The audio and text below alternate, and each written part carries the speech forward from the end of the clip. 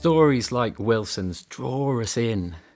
Journeying with them as they follow a call to adventure speaks to something deep within us. It's profoundly human to chase a bigger purpose, to pursue not just the thrill of adventure, but a life that really matters. The best quests are lifelong. They call us to give ourselves to something bigger than ourselves. As Martin Luther King said, life isn't worth living until you've found something worth dying for.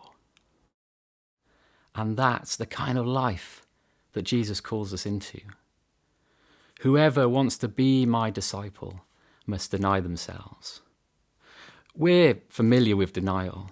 In pursuit of fitness, we'll deny ourselves sleep to attend early morning training. In pursuit of relationships, we'll watch all sorts of films that we wouldn't ordinarily watch. But the kind of denial that Jesus is calling for is all-encompassing, not a simple addition or add-on to life, but a reorientation. It's common to imagine here that Jesus is asking us to deny things to ourselves, giving stuff up for Lent, not having sex outside of marriage. But it's far more radical. Our stuff isn't the problem. Our problem is the way we view our entire lives.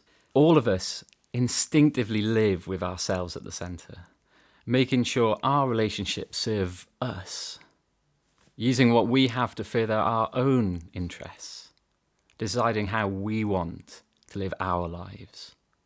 But Jesus' call is this: surrender our whole selves to him. Allow him to shape all of who we are. And he's upfront about what this will mean. In Luke's day, to take up your cross was the most shameful of deaths. Jesus is saying, it won't be easy, and it won't be safe. Sometimes it will even feel like dying. Jesus lived in ways that made others deeply uncomfortable. Where he went, who he prioritized, left him being misunderstood and betrayed and eventually killed. And Jesus calls, will you follow me? Which begs the question, is it worth it? To which Jesus boldly responds, whoever wants to save their life will lose it, but whoever loses their life for me will save it.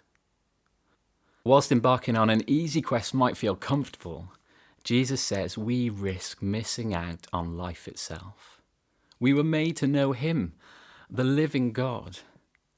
Jesus says it's only in following him that ultimately we will gain everything, even if we lose everything along the way. Like Wilson, we'll discover that denying ourselves for something greater is paradoxically life-giving. In following Jesus, we find the life we were made for. But we can't do it by ourselves. We need Jesus' help. Jesus' own quest required him to leave his home, not to discover himself, but to give himself. He embarked on this costly quest willingly. His death was him going into battle for those he loved most, to win us back from our self-inflicted destruction so that we needn't remain lost and far from home. And so, if we start the quest of following Jesus, unlike Wilson, we can be sure of our destination. No matter how painful or demanding the footstep, it's never wasted. Jesus' resurrection guarantees a future that not even death can rob. As he walks with us today, Jesus shows us that that is all we need. The question is, will we follow him?